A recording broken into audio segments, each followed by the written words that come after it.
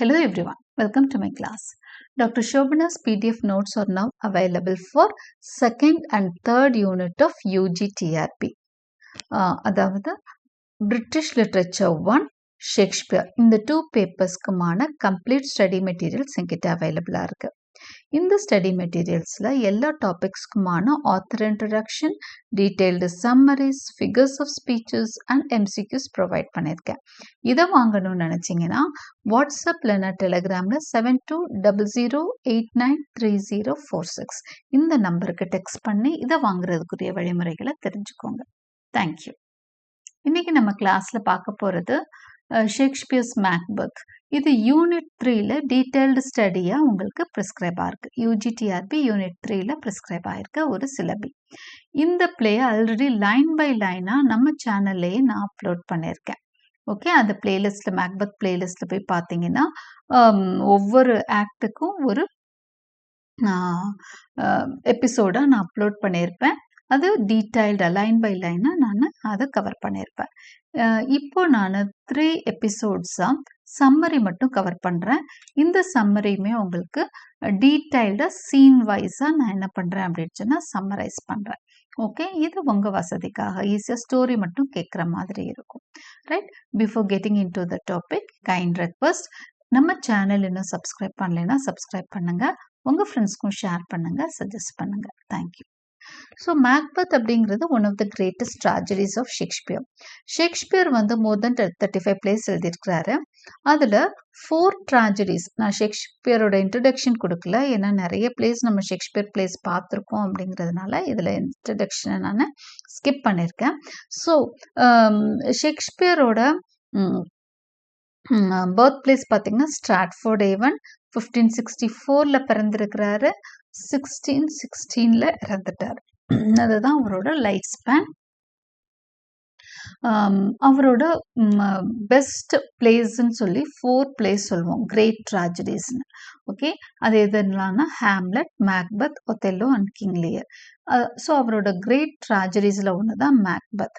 Right, so இந்த play பார்த்தீங்க அப்படின்னு சொன்னால் இதோட செட்டிங் வந்து எங்கே இருக்குது அப்படின்னா ஸ்காட்லாண்டில் நடக்கிற மாதிரி கதை. Right, William Shakespeare's Macbeth, written around 1606, is one of his most powerful tragedies, exploring the corrupting influence of ambition and the struggle between good and evil.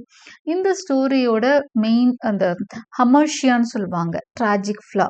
ஒரு கிரேட் ட்ராஜடி, ஷேக்ஸ்பியரோட கிரேட் ட்ராஜடியில் எந்த ஒரு கிரேட் ட்ராஜடி இல்லைனாலும் அந்த hero இருக்கிறார் இல்லையா, அவர் வெளிக்காரணினாலெல்லாம் உயிரிழக்க மாட்டார். அதாவது மற்றவங்க வந்து தவறுதலாவோ ஆக்சிடென்ட்னாலேயோலாம் உயிரிழக்க மாட்டார். அவர் வந்து அவரோட டவுன்ஃபாலை சந்திக்கிறதுக்கு மெயின் ரீசன் அவராகவே இருப்பார். அவர்கிட்ட இருக்க ஒரு மெயின் டிஃபெக்ட் தான் அவரை படுகொலையில் தள்ளும். அது மாதிரி தான் இந்த 4 கேரக்டர்ஸும் அமைஞ்சிருப்பாங்க. நான் சொன்னேன்ல, Hamlet, Macbeth, Othello, king Lear, இந்த 4 பிளேலையும் அந்த ஹீரோஸ் எல்லாமே அவங்களோட ட்ராஜிக் ஃப்ளா, அதுதான் ட்ராஜிக் ஃப்ளான்னு சொல்லுவாங்க, ட்ராஜிக் ஃப்ளானால தான் வீழ்ச்சி அடைகிறாங்க. அப்படி நம்ம மேக்பெத்தோட ட்ராஜிக் ஃப்ளா அப்படின்னு சொன்னால் ஓவர் வால்டிங் ஆம்பிஷன், அதிகமான பேராசை அவனுக்கு. அதுதான் அவன் ஒரு பெரிய நோபல் ஹீரோ. ஓகே, ரொம்ப பெரிய வாரியர். அவன் வந்து ஒரு மோசமான ஒரு வில்லனாக மாறுறான், இறந்தும் போகிறான். அதுக்கு காரணம் இன்ஃப்ளூயன்ஸ் ஆஃப் ஆம்பிஷன், அதிகமான பேராசை. அப்புறம் struggle between good and evil, மனசுக்குள்ளே நடக்கிற நல்லதுக்கும் கெட்டதுக்குமான போராட்டம், அதில் கெட்டது ஜெயிக்குது. Set in Scotland, the play follows Macbeth, a valiant nobleman whose encounter with 3 witches awakens his desire for power. இந்த பிளே வந்து ஸ்காட்லாண்டில் செட் பண்ணப்பட்டிருக்கு. செட்டிங் ஃபுல்லாக ஸ்காட்லாண்டு தான். இதில் மேக்பெத் தான் அந்த வேலியன் நோபல்மேன். வேலியன்னா வீரன், அதே சமயம் ரொம்ப நல்லவன். ஆனால் அவன் ஃபஸ்ட்டு அவனுக்குள்ள பேராசை இருக்கிறது, அந்த ஆசை பவருக்கு வரணுன்ற ஆசை. இதை தூண்டி விடுறது யாருன்னா ஒரு 3 விட்சஸ். ஓகே, வியர்ட் சிஸ்டர்ஸ்ன்னு சொல்லுவாங்க, சூனியக்கார பெண்கள் 3 பேர். அவங்க தான் அவனுக்குள்ள இருக்க அந்த பேராசையை தூண்டி விடுறாங்க. ஓகே, ஸோ இப்படி தான் அந்த கதை அமைஞ்சிருக்கு. இது ஒரு சின்ன இன்ட்ரடக்ஷனாக வச்சுட்டு நம்ம கேரக்டர்ஸ்குள்ளே போகலாம். Macbeth is a brave and ambitious Scottish general whose unchecked desire for power leads him from heroism to tyranny and ultimately to his tragic downfall. இப்போ மேக்பெத் தான் ஒரு அம்பிஷியஸ், ரொம்ப பேராசை மிகுந்த ஒரு ஸ்காட்டிஷ் ஜெனரல். அவனை இன்ட்ரடியூஸ் பண்றப்போ நம்ம ஒரு ஜெனரலா, ஒரு தளபதியா பார்க்குறோம். ஆனா he has an unchecked desire for power. ஆசை இருக்கலாம், ஆனா அதை எப்படி கண்ட்ரோல்ல வச்சுக்கணும், கண்ட்ரோல்ல வச்சுக்க தெரியலன்னா என்ன ஆகும்? It leads him from heroism to tyranny. அது வரைக்கும் ஹீரோயிசம் பண்ணிக்கிட்டு இருந்தான், பெரிய பெரிய போர்களை ஜெயிச்சு பெரிய ஹீரோவா வாழ்ந்த அவன் கொடுங்கோலனா மாறி ஒரு டிராஜிக் டவுன்ஃபாலை சந்திக்கிறான். ஸோ அவனோட கதை தான் நம்ம படிக்க போறோம். இந்த லிஸ்ட்ல இம்பார்ட்டன்ட் கேரக்டர்ஸ் மட்டும்தான் தந்திருக்கேன். அடுத்து lady Macbeth. Macbeth's wife whose ambition and persuasive nature drive him to murder drunken. Later, consumed by guilt, she descends into madness and dies. மேக்பெத்தோட வைஃப் பேரு தான் லேடி மேக்பெத். இவங்களும் ரொம்பவே ஆம்பிஷன், அதிகமா பேராசை உடையவங்க. இவங்க என்ன பண்றாங்கன்னா தூண்டியும் விடுவாங்க. அவங்களோட அந்த குணத்தினால என்ன ஆகுதுன்னா மேக்பெத்தை வந்து டங்கன்ற அரசனை கொல்ல வைக்கிறாங்க. அந்த நாட்டோட அரசனை கொல்ல வச்சு மேக்பெத்தை அந்த பதவிக்கு போக வைக்கிறாங்க. ஆனா பிற்காலத்துல அவங்க இந்த கில்ட்டி கான்சியஸ்னஸ் சொல்லுவோம் இல்லையா, குற்ற உணர்ச்சியினாலேயே பைத்தியம் பிடிச்சு இறந்து போயிடுறாங்க. யாரு அப்படின்னு சொன்னா, பைத்தியம் பிடிச்சோன்னா தூக்கமின்மையினால அவதிப்பட்டு இறந்து போறாங்க லேடி மேக்பெத். அடுத்த முக்கியமான கேரக்டர்ஸ்னா the three weird sisters, இல்லைன்னா த்ரீ விட்சஸ்ன்னு சொல்லுவாங்க. இது சூப்பர் நேச்சுரல் பீயிங்ஸ், அதாவது இந்த உலகத்தை சார்ந்த இல்லை, அவங்க 3 பேரும் இந்த வியர்ட் சிஸ்டர்ஸ் வந்து யாருன்னா சூப்பர் நேச்சுரல்னா நேச்சுரலுக்கு அப்பாற்பட்ட, அப்நார்மலா இருக்கிறது, இயற்கையானவங்க அல்ல. இவங்க வந்து கடவுளர்களோ தேவர்களோ இல்லைன்னா எது சாத்தான், இந்த மாதிரி எல்லா விஷயத்தையும், நார்மலா இல்லாத எல்லா விஷயத்தையும் சூப்பர் நேச்சுரல் சொல்லுவோம். அப்ப அந்த சூப்பர் நேச்சுரல் பீயிங்ஸ் தான் அந்த three விட்சஸ்.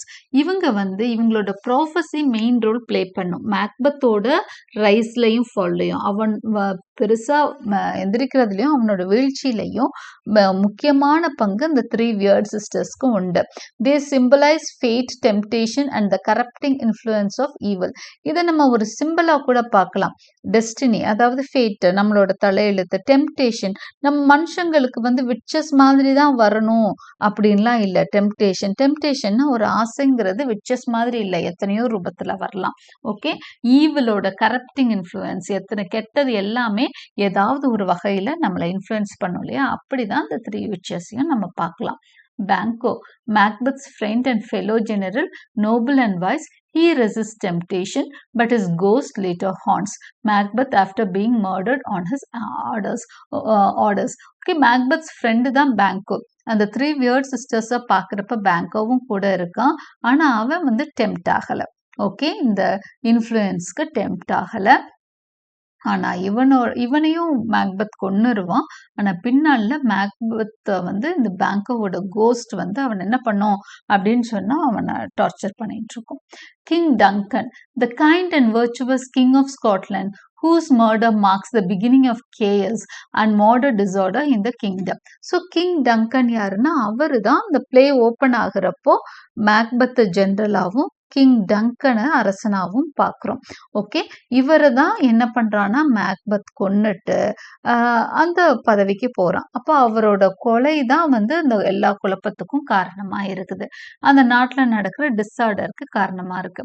Macduff, an Scottish nobleman loyal to Duncan, அரசனுக்கு லாயலா இருக்க இன்னொரு நோபல்மேன் தான் மேக்டஃப்.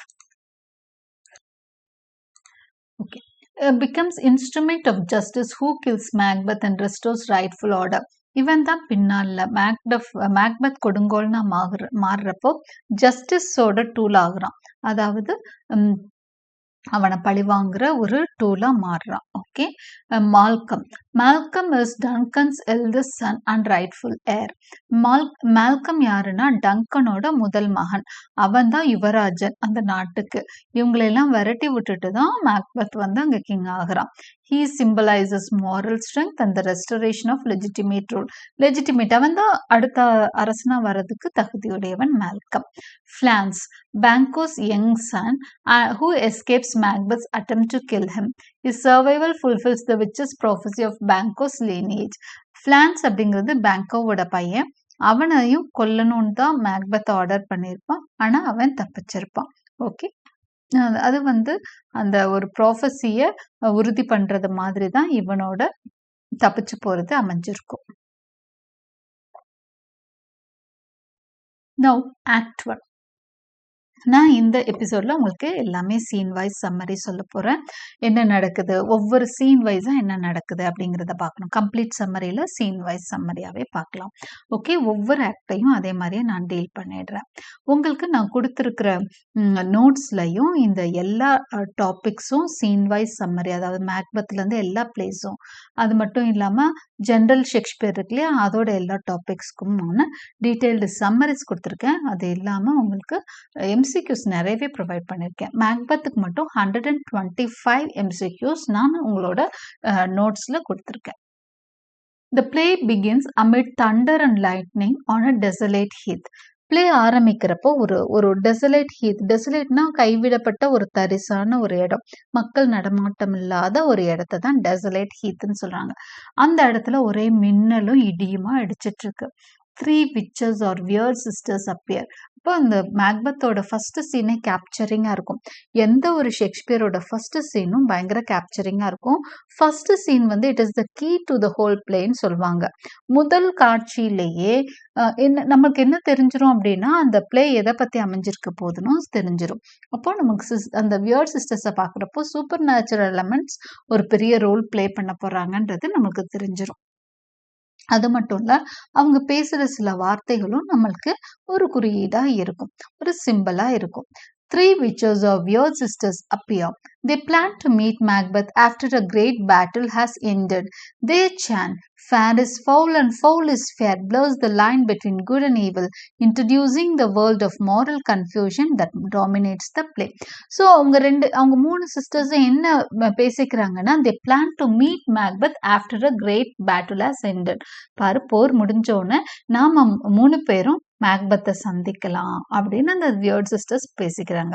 அப்புறம் அவங்க ஒரு விஷயத்த சாண்ட் பண்ணிட்டே இருக்கிறாங்க, ஒரு விஷயத்த சொல்லிக்கிட்டே இருக்காங்க. அது என்னன்னா, fair is foul and foul is fair. அப்படின்னா என்ன அர்த்தம்? ஃபேர் இஸ் ஃபவுல்னா நல்லதெல்லாம் நம்மளுக்கு கெட்டது, கெட்டது தான் நம்மளுக்கு நல்லதுன்ற மாதிரி ஒரு விஷயம். Fair is foul and foul is fair to அஸ்ன்னு சொல்லுங்க. நமக்கு கெட்டதெல்லாம் நல்லது, நல்லது தான் கெட்டதுன்னு சொல்லுங்க.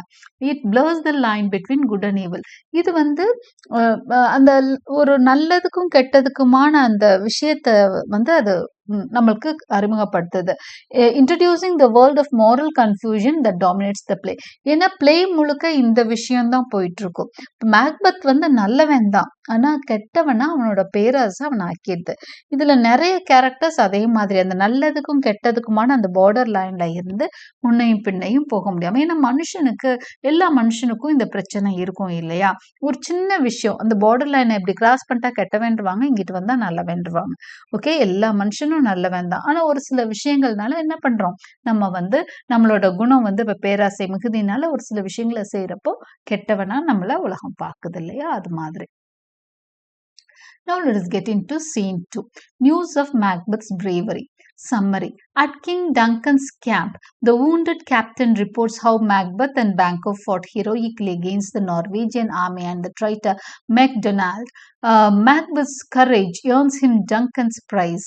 Duncan orders the execution of the treacherous Thane of Cawdor and grants that title to Macbeth. இப்போ செகண்ட் சீன் எங்க நடக்குது அப்படின்னா கேம்ப்ல நடக்குது. அரசனோட கூடாரத்துல நடக்குது. அந்த போர் சூழல்ல கூடாரம் அமைச்சு தங்கியிருப்பாங்க இல்லையா, அங்க நடக்குது. அங்க ஒரு wounded கேப்டன் வந்து சொல்றான், நான் தப்பிச்சு வந்துட்டேன், மேக்பத்தும் பேங்கோவும் பயங்கரமா போர் செஞ்சுட்டு இருக்காங்க. யாரை எதிர்த்துனா நார்வேஜியன். ஏன்னா ஒரு போர் சூழல்ல தான் அந்த பிளே ஆரம்பிக்குது. நார்வேஜியன் ஆர்மி வந்து அவங்கள எதிர்த்து வந்திருக்கு. இந்த நார்வேஜியன் ஆர்மிக்கு ஹெல்ப் பண்ணது யாருன்னா ஒரு ட்ரைட்டர். ட்ரைட்டர்னா யாரு? துரோகி. எதிரியை நம்பலாம், துரோகியை நம்ப கூடாதுன்னு தானே சொல்லுவாங்க. துரோகிங்கிறவன் நம்மளுக்கு தெரியாதவன், கெட்டவன் தெரியாது. ஏன்னா நம்ம கூடவே இருப்பான், நண்பனா இருப்பான், நம்ம கூட பழகிட்டு இருப்பான், அவனை தான் துரோகின்னு சொல்லுவோம். நம்ம முதுகுல குத்துறதுவன், நெஞ்சில குத்துறவன் எதிரி, முதுகுல குத்துறவன் கூடவே இருந்து குளிப்பறிக்கிறவன் துரோகி. ஸோ அப்படி ஒரு துரோகி தான் மெக்டொனால்டு. மெக்டொனால்டு வந்து தேன் ஆஃப் கேப்டரா இருக்கான். தேன் அப்படின்ற பதவினா ஒரு சிற்றரசு மாதிரி ஒரு பதவி, ஒரு கவர்னர் ஜெனரல் மாதிரி. அந்த நாட்டுக்குள்ள ஸ்காட்லாண்டுக்குள்ள சின்ன சிற்றரசுகளா நிறைய இருக்கு. பேரரசனா இவர் டங்கன் இருக்காரு.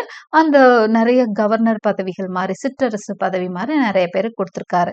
அததான் தேன்னா சிற்றரசு தான். ஓகே, ஸோ அந்த தேன்ற பதவியோட தேன் ஆஃப் கேவ்டர்னா கேவ்டர்ன்ற இடத்தோட சிற்றரசன். அவனுக்கு பேர் என்னன்னா மெக்டொனால்ட். ஓகே, ஆல்ரெடி வந்து நம்ம மேக்பெத் இருக்கான் இல்லையா, அவன் தேன் ஆஃப் கிளாமஸா இருக்கான். நிறைய இவங்க எல்லாருக்கும் ஒவ்வொரு பதவியில தான் எல்லாருமே இருக்கிறாங்க. தளபதியா இருந்தா கூட அவன் ஒரு பெரிய பொறுப்புல இருக்கான். அவன் ஒரு இடத்துக்கு என்னவா இருக்கான், கவர்னர் ஜெனரலா இருக்கான். அதுதான் தேன் ஆஃப் கிளாமஸ் அவன் ஆல்ரெடி இருக்கான். தேன் ஆஃப் கேவ்டர் தான் என்ன பண்ணிட்டான்னா அந்த துரோகத்தை செய்யறான். கண்ட்ரியோட வீக்கான டைமை காட்டி கொடுக்குறான் நார்வேஜியன் ஆர்மிட்ட. அவங்க வந்து சண்டைக்கு நிக்கிறாங்க. இப்ப இந்த சண்டையில தான் மேக்பத்தும் பேங்கோவும் கடுமையா எதிரிகளை வந்து போர் புரிஞ்சிட்டு இருக்காங்க. Macbeth's courage earns him Duncan's praise. Duncan orders the execution of treacherous thane of Cawdor and grants the title to Macbeth. அப்போ என்ன சொல்றாங்கன்னா தேன் of கேவ்டர் பிடிபட்டுட்டான்.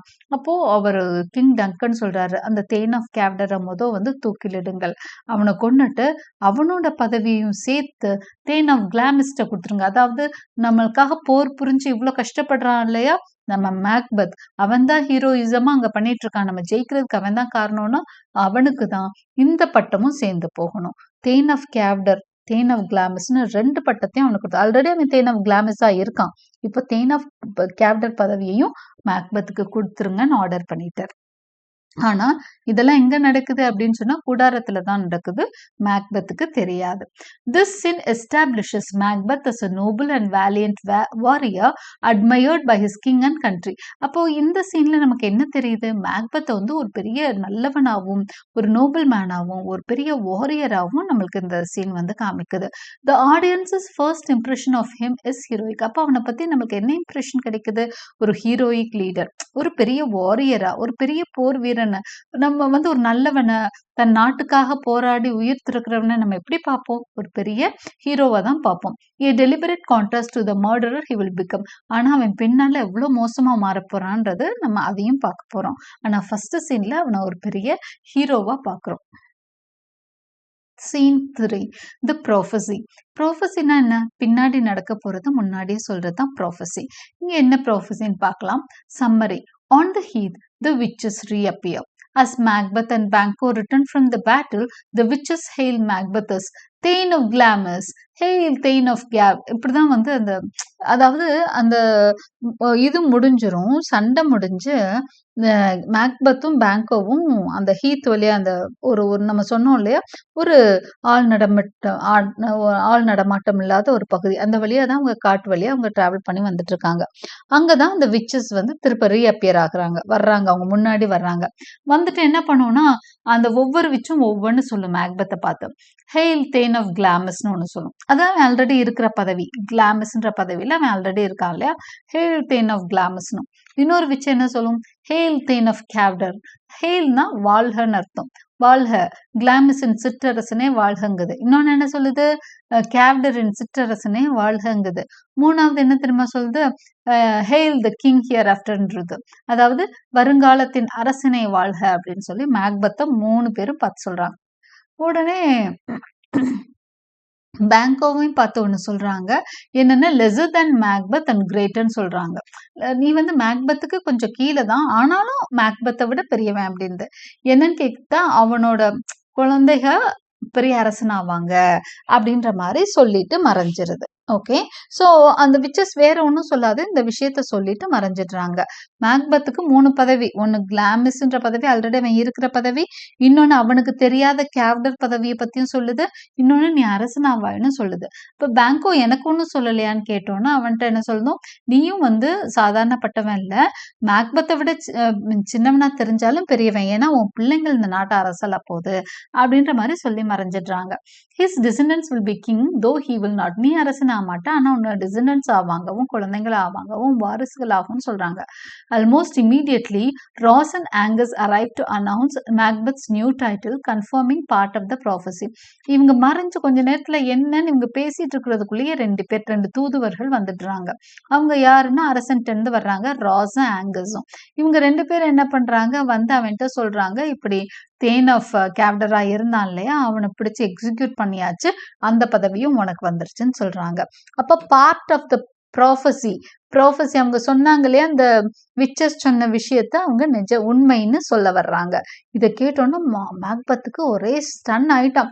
Is astonish and begins to fantasise about becoming king. உடனே அவனுக்கு அடுத்து என்ன நம்பிக்கை வருது, அப்ப அரசனும் அவன் இந்த விச்சஸ் சொல்லிருச்சே, இந்த விச்சஸ் வந்து ப்ராஃபசி மாதிரி சொல்லிருச்சு, நான் கேப்டர் ஆக போறேன்னு சொல்லிருச்சு, ஆயிட்டேன், இப்ப கிங் ஆக போறேன்னு சொல்லியிருக்கேன், கிங்கும் ஆயிடுவேன் போல இருக்குன்னு அவனுக்கு அந்த பேராசை வந்து அப்படியே வெளியே துளிர்க்க ஆரம்பிக்குது. அவனுக்குள்ள மறைஞ்சு இருந்த ஈவில், நம்ம ஏதாவது ஒரு சுச்சுவேஷன்ல தான் ஈவில் எல்லாம் என்ன ஆகும், வெளியே வரும் மனுஷனை விட்டு இல்லையா, நல்லதோ கெட்டதோ அந்த சுச்சுவேஷன் வர்றப்பதான் வெளியேறும். ஸோ அதே தான் அவனுக்கும் மேக்பத்துக்கும் அவனோட ஆசை வெளிவர ஆரம்பிச்சிருச்சு. பேங்கோ wants him that evil may tempt men with honest trifles only to betray them later. ஆனா பேங்கோ வந்து அவன் முகத்தை பார்த்து ஒரு சில விஷயம் கெஸ் பண்றான். இவன் ரொம்ப யோசிக்க ஆரம்பிச்சிட்டான், இது நல்லது இல்லைன்னு நினைச்சிட்டு பேங்கோ அவனுக்கு அட்வைஸ் பண்றான். இங்க பாரு, மனுஷனை நிறைய ஈவில் எல்லாம் வந்து நம்மள என்ன பண்ணோம் அப்படின்னு சொன்னா இப்படிதான் டெம்ப் பண்ணோம், நம்மள ஆசை காட்டும், நம்ம அதை மயங்க கூடாதுன்னு அறிவுரை சொல்லுவான். அவன் அச்சேச்சி யார் மயங்குறா, அதை பத்தி நான் யோசிக்கவே இல்லைன்னு மாத்திடுவான் பேச்ச. This scene ignites the central conflict, Macbeth's inner struggle between ambition and morality. So இந்த சீன்ல வந்து நம்ம என்ன தெரிஞ்சுக்கிறோம்னா, அவனோட இன்டர்னல் கான்ஃப்ளிக்ட், அவன் மனசுக்குள்ள நடக்கிற அந்த சென்ட்ரல் கான்ஃப்ளிக்டை புரிஞ்சுக்கிறோம். எதுக்கு இடையில, ஆம்பிஷனுக்கும் மொராலிட்டிக்கும். அவன் ஒரு சிறந்த ஒரு வீரன், அதே மாதிரி ஒரு நல்லவனாவும் இது நாள் வரைக்கும் இருந்திருக்கான். ஆனா அவனுக்குள்ள ஆசையும் இருக்கு. அது ரெண்டுக்குமான போராட்டம் நம்மளுக்கு தெரிய வருது. The witches planned the idea of kingship. Macbeth's imagination nurtures it. இப்போ ஐடியாவை கொடுத்தது ஒரு சின்ன விஷயத்த, ஒரு இது இந்த இக்னைட் பண்ணி விடுறதுன்னு சொல்லுவாங்களே, தூண்டி விட்டது வேணா விச்சஸா இருக்கும். அதை சோறு போட்டு வளர்க்குறதுன்னு வாங்க இல்லையா, அதை மேக்பத் தான் செய்யறான். அந்த ஆசைக்கு தீனி போட்டு வளர்க்குறான் மேக்பத். ஓகே, அடுத்ததா scene 4, Duncan's gratitude and Macbeth's new obstacle. இதுக்கான சம்மரி பார்க்கலாம். அட் ஃபாரஸ்ட், ஃபாரஸ்ட் தான் கிங் தங்கியிருக்க அந்த கேசல் இருக்க இடம் வந்து ஃபாரஸ்ட். ஸோ ஃபாரஸ்ட்ல வந்து டங்கன் தேங்க்ஸ் மேக்பத். அப்போ போர் முடிஞ்சிருச்சு, அவங்க ஜெயிச்சுட்டாங்க. ஃபாரஸ்ட்ல வந்து கிங்கை வந்து மேக்பத் பேங்கோ மீட் பண்றாங்க, அவங்களுக்கு கிஃப்ட் எல்லாம் பண்றாரு king. He then proclaims his son Malcolm as Prince of Cumberland, heir to the Scottish throne. அடுத்ததா தன்னோட மகன் மேல்கம்மை வந்து அவர் ரொம்ப சந்தோஷமா இருக்காரு அரசன், என்னோட நாடு வந்து வெற்றி பெற்றுச்சுன்னு. இவங்க 2 பேருக்கும் நிறைய கிஃப்ட்ஸ், ஆல்ரெடி வந்து அவனுக்கு ஒரு எக்ஸ்ட்ரா பதவியும் கொடுத்துட்டாரு நம்ம மேக்பத்துக்கு. அதே மாதிரி பேங்கோக்கும் கிஃப்ட்ஸ் எல்லாம் கொடுக்குறாரு. அது மட்டும் இல்லை, அவர் சந்தோஷத்துல இன்னொரு விஷயமும் அனௌன்ஸ் பண்றாரு. அடுத்த அரசனா யார் இருக்க போறா, பிரின்ஸ் ஆஃப் கம்பர்லேண்ட், அதாவது ஆல்ரெடி இளவரசனா அறிவிக்கப்பட்ட மேல்கம் தான் இனிமேட்டு வந்து மேல்கம் வந்து பிரின்ஸ் ஆஃப் கம்பர்லேண்ட் அறிவிக்கிறாரு. பிரின்ஸ் ஆஃப் கம்பர்லேண்ட் அப்படிங்கிறது என்னன்னா, ஒரு இடத்துக்கு இளவரசன் அவனை சுட்டி காட்டினா அடுத்து அவன் தான் அரசனாக போறான்னு அர்த்தம். அப்போ அவர் வந்து கிட்டத்தட்ட heir to Scottish throne, Scottish த்ரோனுக்கான வாரிசா அவனை அறிவிச்சிட்டாரு. Macbeth sees this as a barrier to his ambition. இதை கேட்டோன்னு மேக்பத்துக்கு அப்படியே மனசு வாடிடுது. என்னது, யுவராஜன் பேரை சொல்லிட்டாரே, அப்ப நான் எப்படி அரசன் ஆகுறது அப்படின்னு. Stars hide your fires, let not light see my black and deep desires. அவன் முகம் வாடணும்னு அவனுக்கு ஐயோ என்னது இது, நம்ம முகமே நம்மளை காட்டி கொடுத்துரும் போல இருக்குன்ட்டு என்ன சொல்றாருன்னா, ஸ்டார்ஸ் ஹைட் யுவர் ஃபயர்ஸ் அப்படிங்கிறாரு. சூரிய வெளிச்சமே கொஞ்சம் கம்மியாயிரு, நீ உன்னோட ஸ்டார்ஸ்னா இந்த இடத்துல பகல்ல தெரியுற ஸ்டார் இது சன் தான், நீ ஹைட் யுவர் லைட் அப்படிங்கிறாரு. உன் வெளிச்சத்தினால என் முகத்துல இருக்கிற டார்க் டிசையர்ஸ் தெரிஞ்சிட போகுது, என் அடி மனசுல இருக்க ஆசை என் முகத்துல இப்ப ரிஃப்ளெக்ட் ஆயிட்டு இருக்கலாம். ஓகே, இருண்டு போய் கருத்து போயிருக்கு அவன் முகம். So let not light see my black and deep desires. இந்த வெளிச்சம் வந்து என் முகத்துல இருக்கிற அந்த ஆசைகளை காட்டி கொடுத்துடக்கூடாது, என் முகத்துல தெரியிற விஷயம் என்னன்னா, அவன் அப்செட் ஆகுறது வந்து தெரியக்கூடாதுன்னு நினைக்கிறான். Macbeth's first openly ambitious thoughts appear. அப்ப இந்த சீன்ல பார்த்தீங்கன்னா, நம்ம இந்த லாஸ்ட் 2 லைன்ஸ் நம்ம அனாலிசிஸ் மாரி பார்த்துட்டுருக்கோம். Macbeth's first openly ambitious thoughts appear. அவனோட ஆம்பிஷியஸ் தாட்ஸ நம்ம தெரிஞ்சு வைக்கிறோம். The contrast between Duncan's goodness and Macbeth's growing desire for power heightens the moral tension. அப்போ 2 கான்ட்ராஸ்டான விஷயங்கள் பார்க்குறோம். டங்கன ஒரு சிறந்த அரசனா பார்க்குறோம். குட்னஸோட பார்க்குறோம். மேக்பெத்தோட க்ரோயிங் டிசையர் ஃபார் பவரும் பார்க்குறோம். அவனோட ஆசை அதிகமாயிட்டே இருக்கு.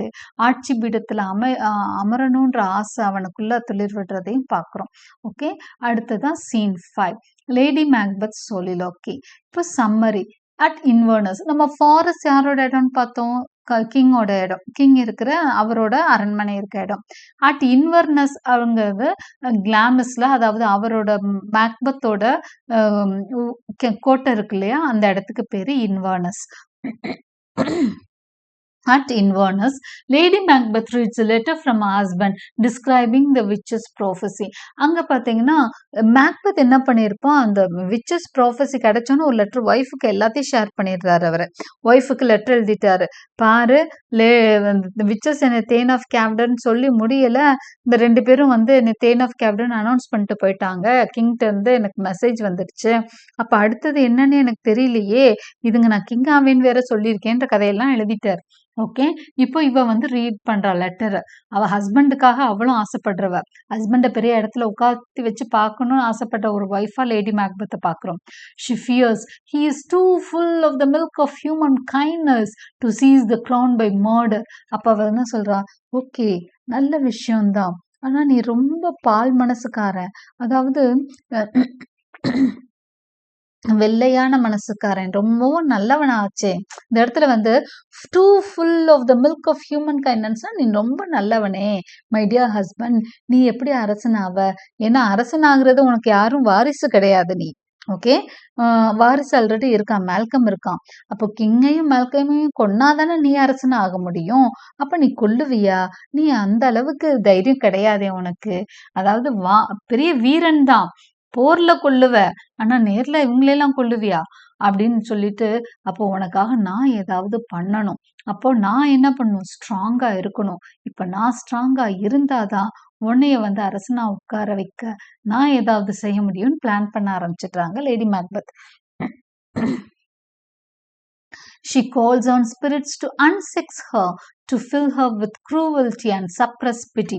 ஸோ அவங்க என்ன பண்றாங்கன்னா, ஸ்பிரிட்ஸ் எல்லாம் கூப்பிடுறாங்க. அந்த கெட்ட சாத்தானே வா வந்து என்னை அன்செக்ஸ் பண்ண, நான் ஒரு பெண்ணா இருக்கேன், ஒரு பெண்ணுக்குன்னு இலக்குன மனசு இருக்கும் இல்லையா, அந்த இதை வந்து என்கிட்ட இருந்து எடுத்துரு, என்னை வந்து ஒரு பெண்ணா கொஞ்ச நாளைக்கு இருக்க விடாத, ஒரு ஆணுக்குரிய அந்த தைரியத்தையும் அந்த ஒரு இலகுன மனசே எனக்கு இருக்கக்கூடாது, பெண்ணுக்குரிய மனசே இருக்கக்கூடாதுன்னு சொல்லிட்டு அன்செக்ஸ் பண்ண என்னையா அப்படின்னு சொல்ற. ஓகே, ஸோ நான் ஒரு பெண்ணா இங்க இருக்க விரும்பலங்கிறாங்க. க்ரூவல்ட்டியும் எனக்குள்ள அதிகம் கொடுத்துட்டு பிட்டிய சப்ரஸ் பண்ணிடு, இரக்க குணத்தை அடக்கிற, என்னோட க்ரூவல்ட்ட அதிகப்படுத்து அப்படின்னு சொல்லி வேண்டுறாங்க. When Macbeth arrives, she tells him Duncan will never leave their castle alive. இந்த மேக்பெத் வர்றப்போ என்ன இன்ஃபர்மேஷன் கொண்டு வரான்னா, அடுத்து டங்கன் நம்ம வீட்டுக்கு வர்றார். ஏன்னா டங்கன் வந்து மேக்பெத்தை வந்து கௌரவிக்க நினைக்கிறாரு. அதனால அவனோட கேசலுக்கு, அவன் கோட்டைக்கு வர்றாரு. அப்போ அவன் வந்து சொன்னோன்னு அவ சொல்றா, ஆஹா நம்மளுக்கு வந்து எல்லாம் கை கூடுது, டங்கன் இன்னைக்கு வரார் இல்லையா, நாளைக்கு அவர் வெளியே உயிரோட திரும்பி போகக்கூடாது அப்படின்னு ஹஸ்பண்ட்ட சொல்றா. Lady Macbeth's ambition and determination are revealed. So இந்த she calls on spirits to unsex her எல்லாம் வந்து அவளோட சாலிலோக்கி, அவ தனக்கு தானே தான் இதெல்லாம் பேசிக்கிறா. ஓகே, நான் வந்து ஒரு பெண்ணாவே இந்த இடத்துல இருக்கக்கூடாது, எனக்குள்ள அப்படியே க்ரூயல்ட்டியை ஃபில் பண்ணுங்க, கடும் என்னது ஒரு கல் நெஞ்சமா எனக்கு மனசை கொடுங்க, அப்பதான் நான் அந்த பெரிய பெரிய விஷயம்லாம் செய்யணும், அப்பதான் என் கணவன் என்னவாவான், அரசனாவான் அப்படின்னு வேண்டிக்கிறாங்க. மேக்பெத் வந்தோன்னே என்ன சொல்றாங்க, டங்கன் உயிரோட திரும்பி போகக்கூடாதுன்னு ஸ்ட்ராங்கா சொல்லிடுறாங்க. Lady Macbeth's ambition and determination are reveal. நம்மளுக்கு இந்த இடத்துல வந்து அவளுக்கு என்ன ஆம்பிஷன், அரசி ஆகணும், பேரரசி ஆகணும்னு ஆசை வந்துருச்சு. She becomes the driving force behind the plan to kill Duncan. ஆனா அவங்க அதுக்காக பண்ற மாதிரி தெரியாது, கணவனை பொசிஷன்ல உட்கார வைக்கணும்னு தான் நினைக்கிற மாதிரி இருக்கும். She becomes the driving force behind the plan to kill Duncan. மேக்பத்துக்கு ஆசை இருந்தாலும் அதை எப்படி செயல்படுத்துறதுன்னு தெரியல.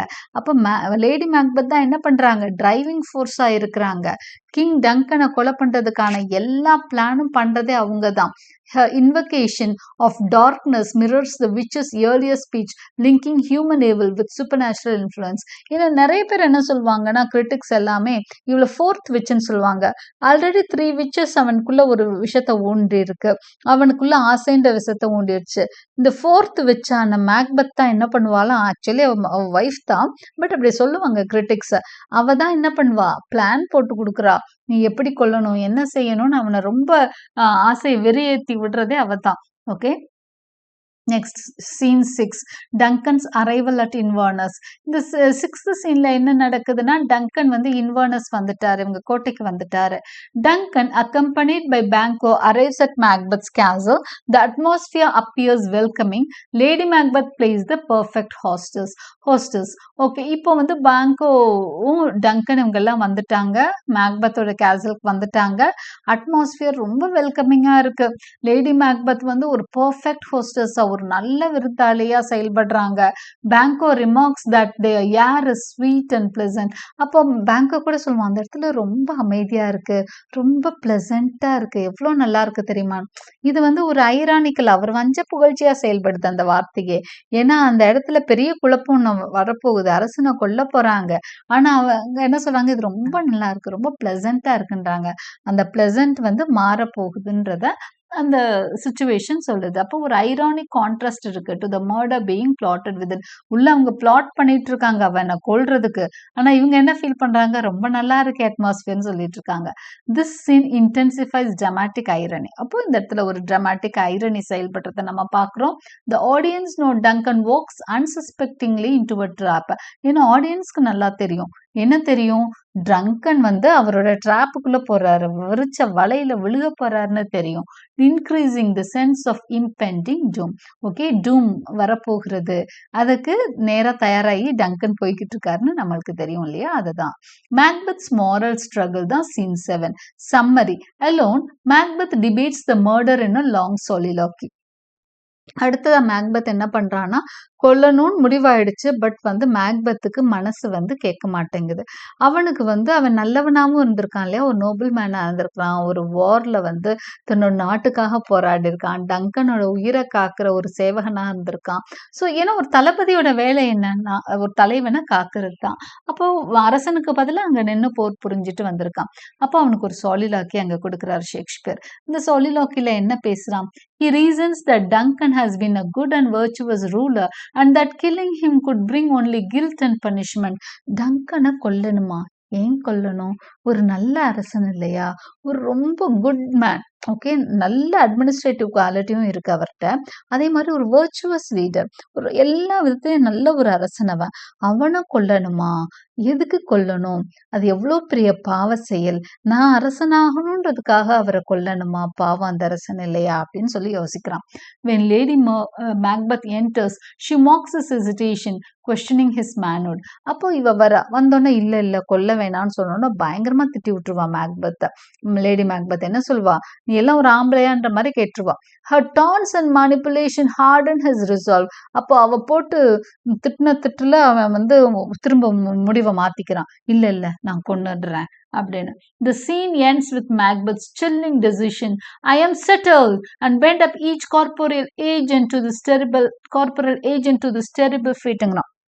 அப்போ அவ வந்து பேசிட்டு போனோன்னே, நீ வந்து அவங்க என்ன சொல்லுவாங்க, ஆப்பர்ச்சுனிட்டி திரும்ப திரும்பலாம் வராதுப்பா, ஒரே தடவை தான் வாய்ப்பு கதவு தட்டும், நல்லா பிடிச்சுக்கணும். அதே மாதிரி மீன் வேணும்னா என்ன பண்ணணும், கேட் வந்து குளத்துக்குள்ள குதிக்கணும், உனக்கு ஒன்று வேணும்னா நீ தான் உள்ள இறங்கணும். ஓகே, நீ இப்படியே பண்ணேன்னா அப்படின்னு நிறைய பிலாசபிக்கலா நிறைய சொல்லுவாங்க மேக்பெத்தை. அதெல்லாம் ரொம்ப நல்ல லைன்ஸ். நீங்க அந்த எபிசோட் நான் லைன் பை லைன், உங்களுக்கு நிறைய டைம் இருக்குன்னு நினைச்சீங்கன்னா அதை போய் பாருங்க.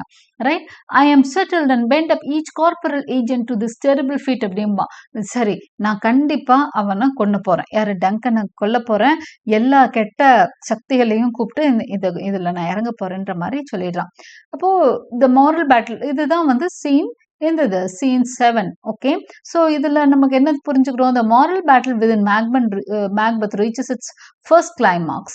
He moves from contemplation to commitment. So இதில் நம்ம என்ன தெரிஞ்சுக்கிறோம்னா, ஒரு கிளைமாக்ஸ்க்கு அவன் மனசு வந்தது, கொல்லணும்னு முடிவு எடுத்துட்டுறான். இவ்வளோ நேரம் ஒரு குழப்பத்தில் இருந்தான், என்ன பண்ணுறதுன்னு தெரியாமல் இருந்தான். டங்கனை கொல்ல முடிவு எடுத்துட்டான். அவன் ஒரு பெரிய வீரன். He moves from contemplation to commitment. குழப்பம் அதை பத்தி நினைச்சு யோசிச்சுக்கிட்டே இருந்ததுல இருந்து ஒரு கமிட்மெண்ட்டுக்கு வந்துட்டான், முடிவுக்கு வந்துட்டான். எ டிராஜிக் டேர்னிங் பாயிண்ட். இதுதான் அவன் லைஃப்ல ஒரு டிராஜிக் டேர்னிங் பாயிண்ட். அந்த முடிவு, தப்பான முடிவு எடுக்கிறான் இல்லையா, அதுதான் அவனுக்கு டேர்னிங் பாயிண்ட். அதுதான் அவனோட ட்ராஜடியை உருவாக்குது. Lady Macbeth's dominance over him also begins here, establishing their complex relationship. Lady மேக்பெத்தோட அந்த dominant relationship on him, dominant அந்த டாமினன்ஸ் ஓவர் ஹிம்னு நம்ம தெரிஞ்சுக்கிறோம். இதோட நமக்கு என்னது, ஆக்ட் 1 முடியுது. இன் சம்மரே நம்ம என்ன சொல்லலாம், act 1 of Macbeth traces the transformation of a loyal warrior into a would-be murderer. அப்போ இந்த ஃபர்ஸ்ட் சீன்ல மேக்பெத் ஒரு பெரிய ஹீரோயிக் வாரியரா இருந்தவன் ஒரு மர்டரராக தயாராகிறான். External temptation from the witches and internal persuasion from Macbeth. வெளியில இருந்து அந்த விச்சஸ் அவனை தூண்டி விடுது, வீட்டுக்குள்ள இருந்து மேக்பெத் தூண்டி விடுறா. they both combine to awaken the vaulting ambition. அவனுக்குள்ள இருந்த அந்த vaulting ambition, அந்த அதிகமான பேராசையை தூண்டி விடுறது இந்த 4 பேரும் தான். 3 witches plus Macbeth. that will destroy them both. it is an act of seduction, moral, psychological and supernatural. இது ஒரு ஒரு it is an act of seduction. seductionனா கெடுக்கிறது. எதெல்லாம் கெடுக்கிறது, moral, psychological, supernatural, preparing the audience for the tragic downfall that follows. So இந்த action of seduction, அவனை கொலை செய்ய வைக்கிற இந்த ஆக்ஷன் இந்த ஆடியன்ஸை tragic downfallக்கு ரெடி ஆக்குது. ஓகே, எப்படி மேக்பெத்தோட கதை போக போகுது, அவன் கொலை செய்ய தயாராயிட்டா அடுத்தடுத்த ஆக்ட் அந்த ஒரு ட்விஸ்ட் அண்ட் டர்னுக்கு ரெடி ஆயிடுச்சு play. Okay, hope you like my explanation. Like and subscribe for more such videos. Thank you for watching.